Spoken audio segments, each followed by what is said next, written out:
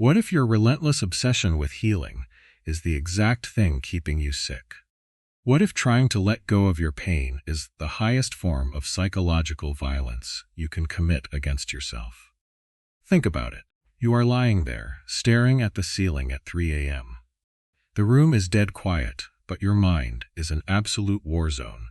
You feel that familiar, suffocating tightness in your chest, the weight of an old memory, a lingering resentment, or a pervasive, nameless anxiety that simply refuses to leave your body.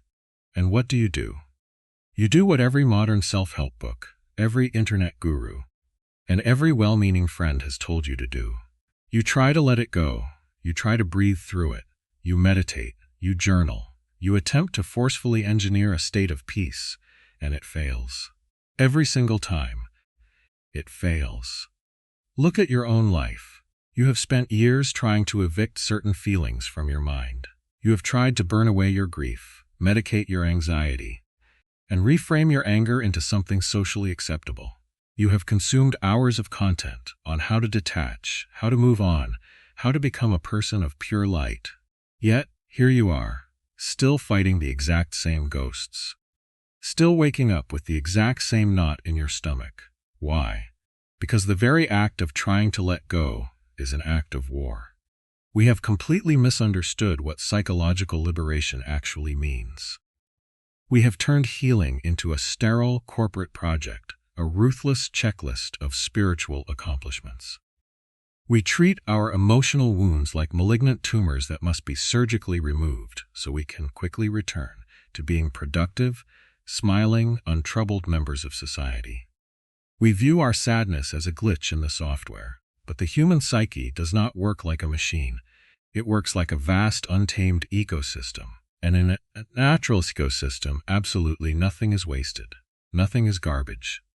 Everything has a vital function. Let us look closely at Carl Jung and his profound concept of the shadow. Jung understood something terrifying and incredibly liberating. The aspects of yourself that you violently refuse to accept do not simply disappear. They do not evaporate just because you decided you want to be a person of endless positivity. When you reject your anger, your shame, your jealousy, or your grief, you force it into the dark, forgotten basement of your unconscious mind. You create a shadow. And from that cold basement, those rejected parts of you begin to run your entire life. They orchestrate your ruin. They sabotage your intimate relationships.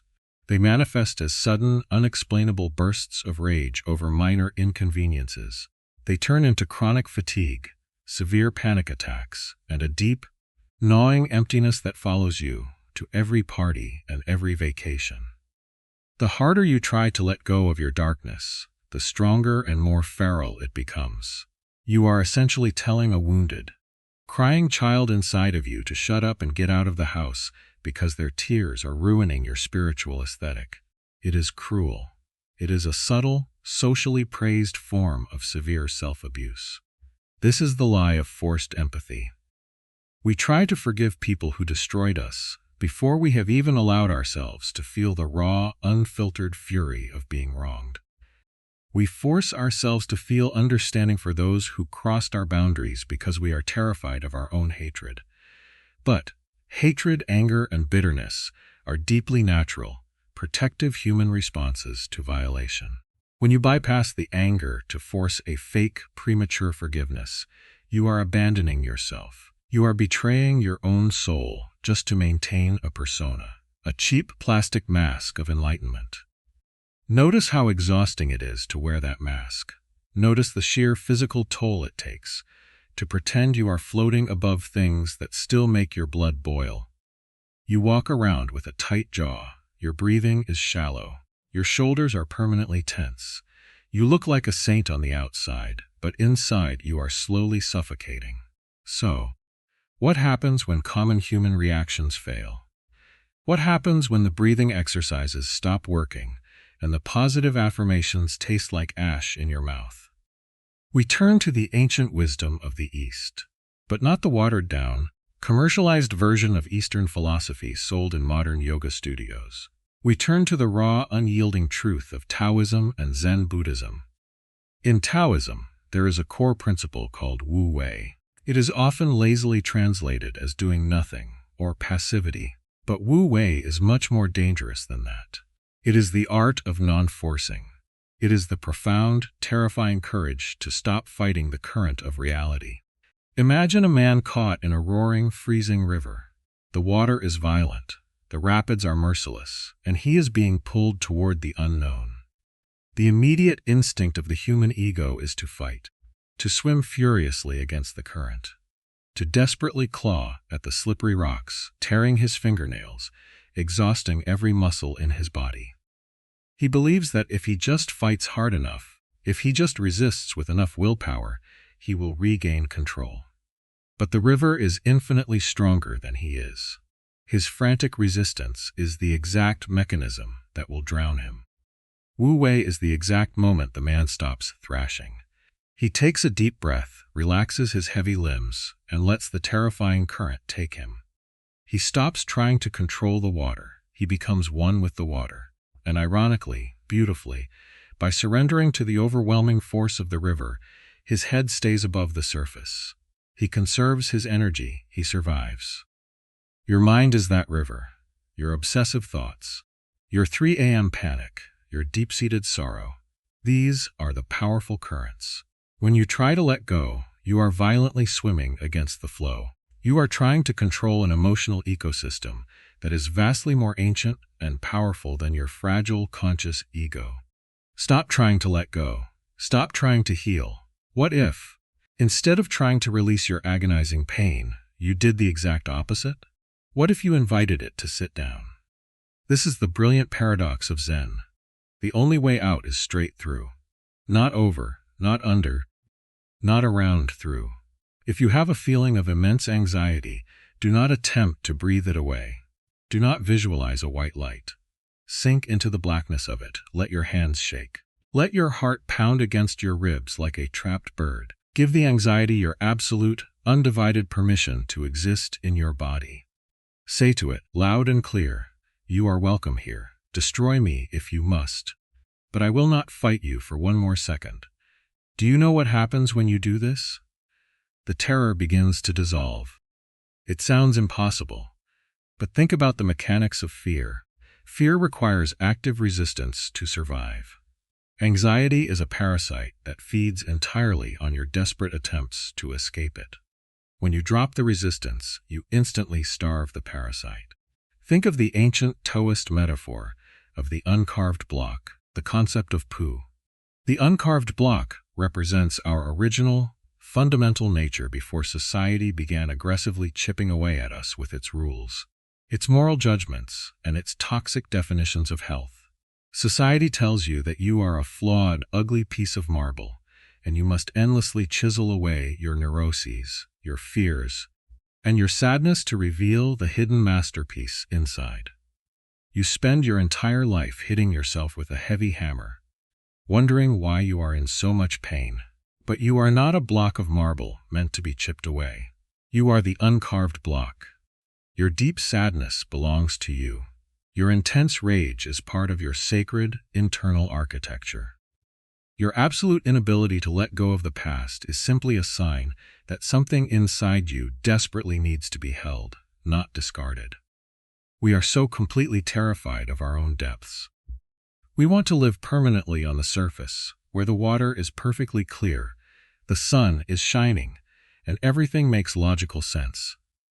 But the treasures of the human soul are never found on the surface. They are buried in the dark, messy, muddy bottom of the psyche. Consider the lotus flower, the central symbol of Buddhism. The lotus does not grow in pristine, purified, chemically treated water. It grows in the thickest, foulest mud. It requires the filth, the decay, and the darkness of the swamp to blossom into something magnificent. If you try to aggressively clean the mud, you kill the flower. Your pain is your mud.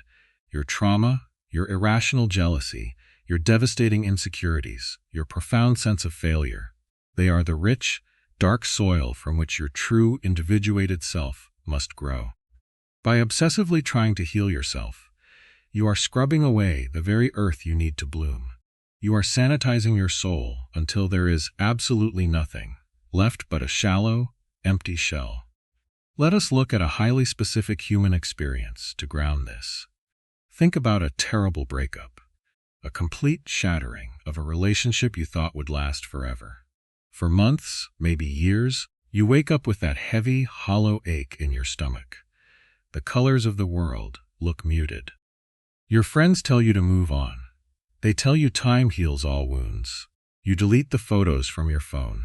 You block the number. You force yourself to go to loud parties and go on dates with strangers. You are performing the modern, socially approved ritual of letting go. But late at night, the ghost always returns. It returns because you cannot evict someone from your soul through administrative tasks and forced distractions. What if you stopped trying to forget them?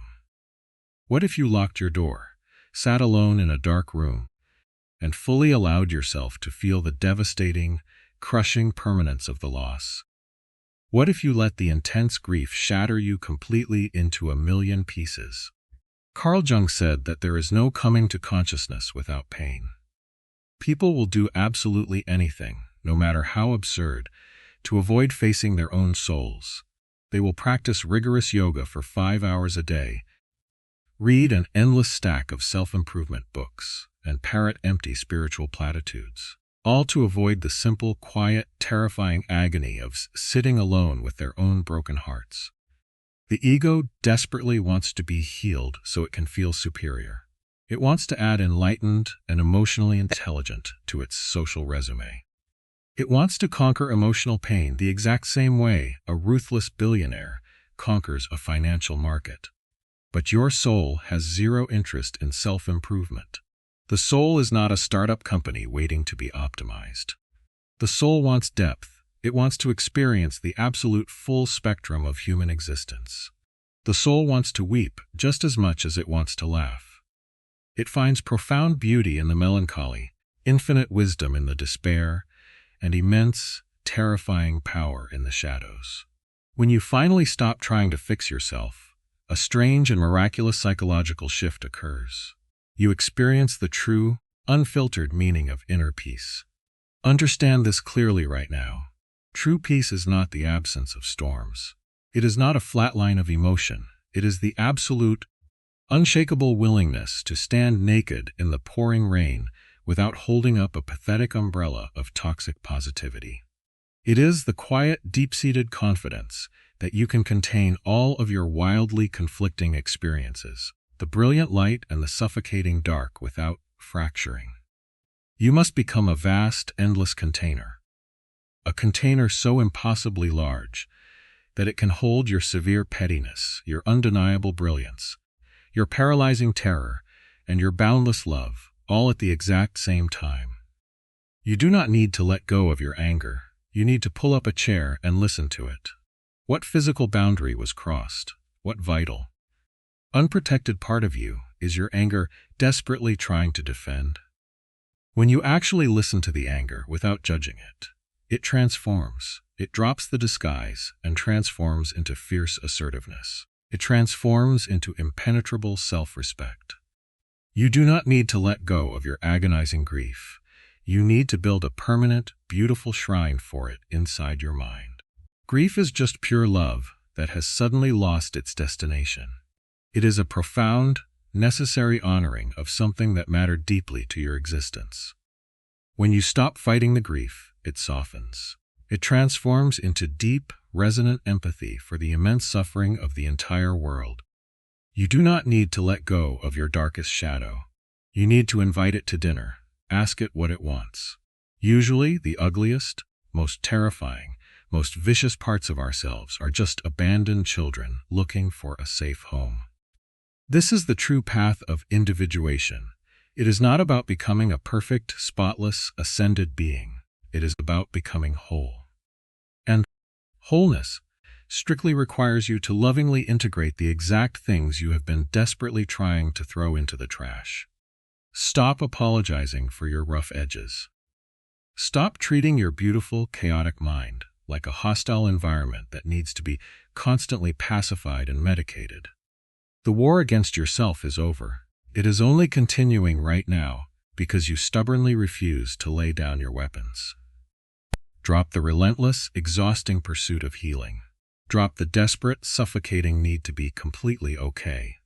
Just be here. Be entirely broken. Be furious. Be devastated. Be messy, completely contradictory, and deeply, undeniably human. Because in the center of that total surrender, in the total radical acceptance of your present reality, you will find a quiet, unshakable power that no guru, no expensive therapist, and no best-selling self-help book could ever give you. You will find yourself. If you made it to the end, comment "The mud grows the lotus," and I will personally reply to you. And if this resonated with you, subscribe to be part of this and leave a like if you enjoyed it.